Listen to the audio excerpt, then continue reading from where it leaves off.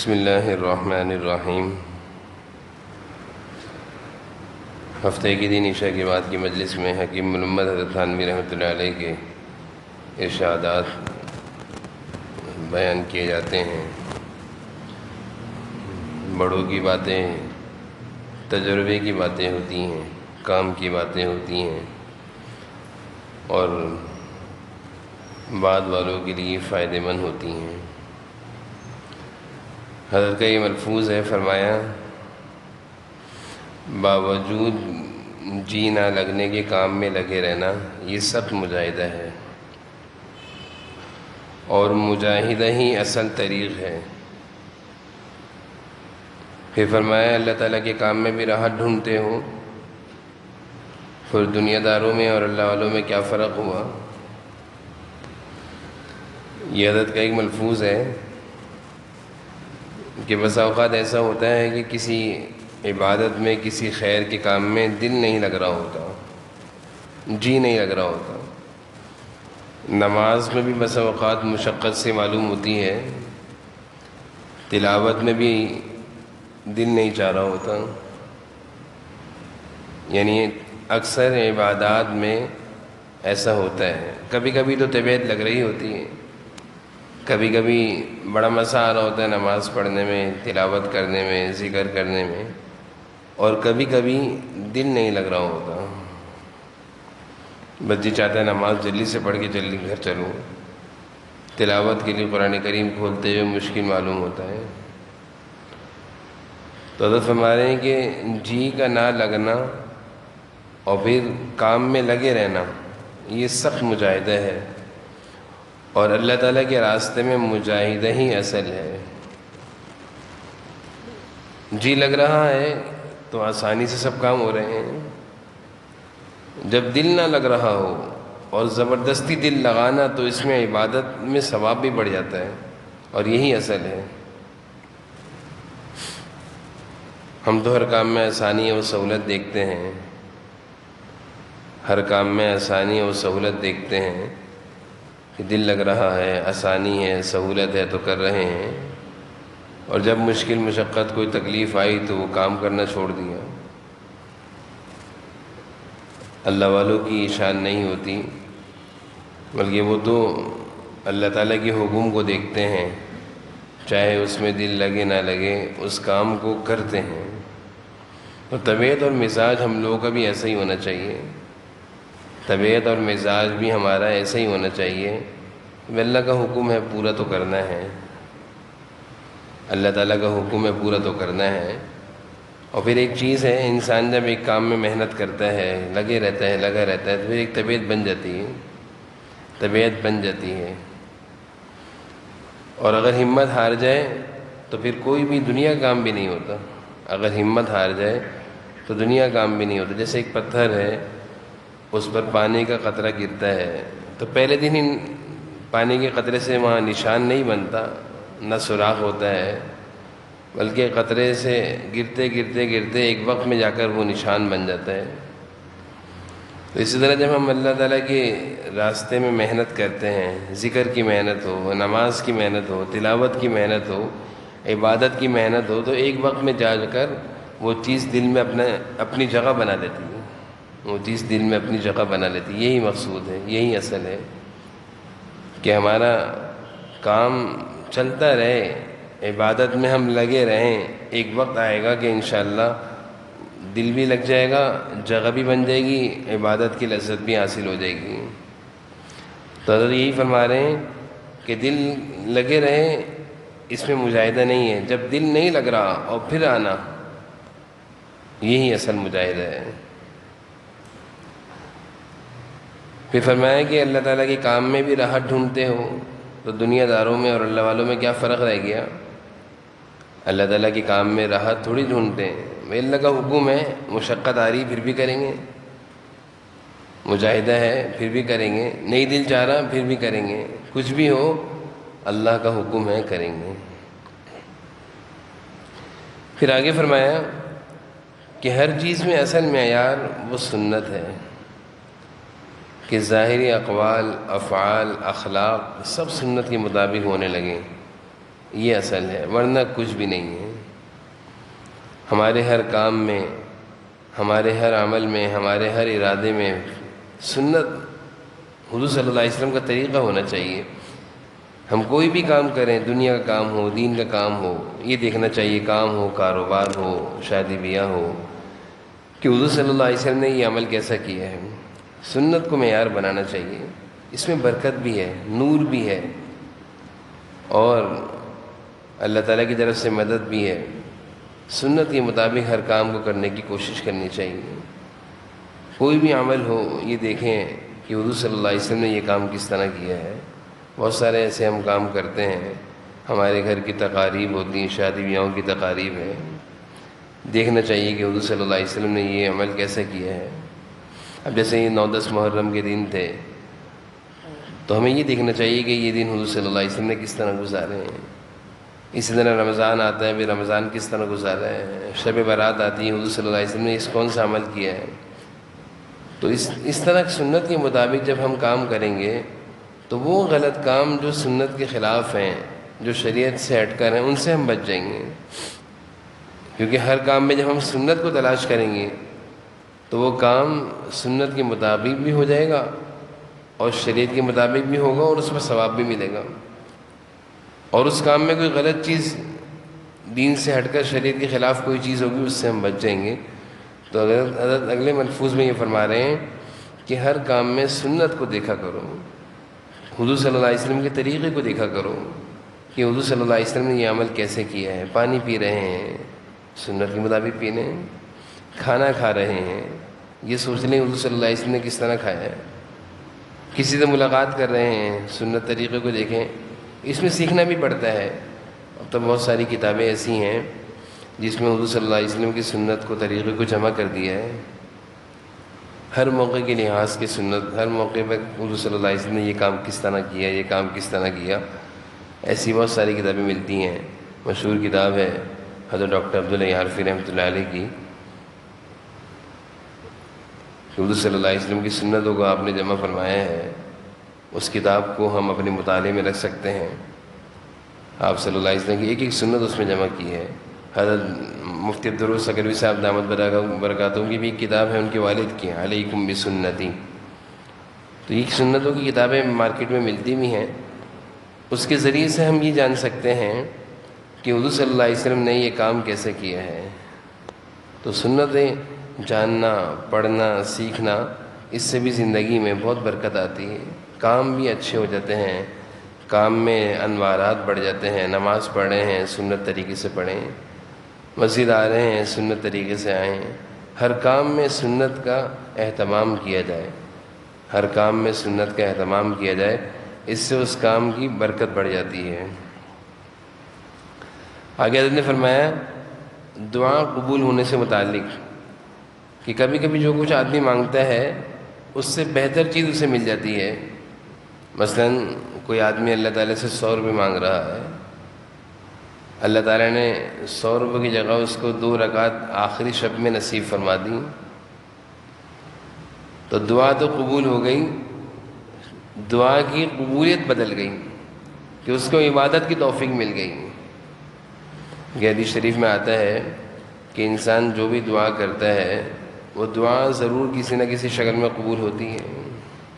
ہمارے ہاں یہ ہے کہ ہم کوئی بھی عمل کرتے ہیں تو یا تو ہم تھک جاتے ہیں یا ہمت ہار جاتے ہیں، یا کہتے ہیں فائدہ نہیں ہو رہا، چھوڑ دیتے ہیں، جبکہ عمل میں لگے رہنا چاہیے۔ اب دعا ایک بہت بڑا عمل ہے، کوئی بھی عبادت ہے، دعا بھی ایک عبادت ہے، یہ بہت بڑا عمل ہے۔ اب ہم نے دعا مانگی اور دعا قبول نظر نہیں آئی، ہم نے دعا مانگنا چھوڑ دی، جبکہ دعا کسی نہ کسی شکل میں قبول ہوتی ہے۔ حضرت یہی فرما رہے ہیں آگے کہ دعا جب انسان مانگتا ہے تو بعض دفعہ ایسا ہوتا ہے کہ جو اس نے مانگا اللہ تعالیٰ نے اس سے بہتر دے دیا، اللہ تعالیٰ نے اس سے بہتر دے دیا۔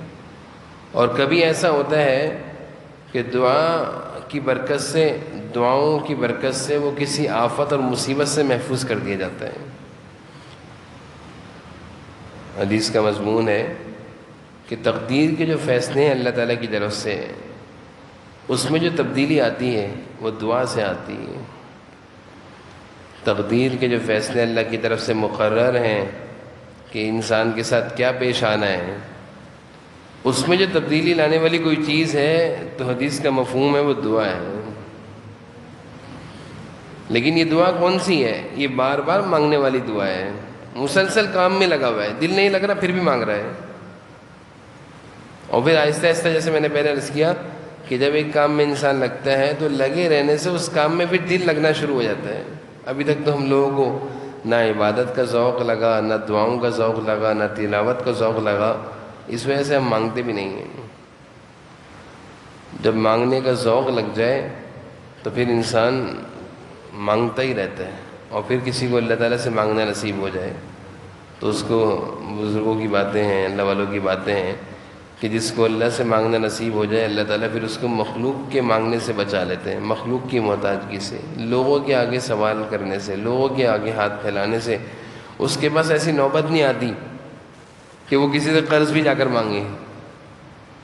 یعنی اللہ تعالیٰ اس کے حالات ایسے کر دیتے ہیں کہ اس کو یہ موقع ہی نہیں آتا وہ کسی سے قرض بھی مانگے۔ لیکن یہ کب ہوتا ہے؟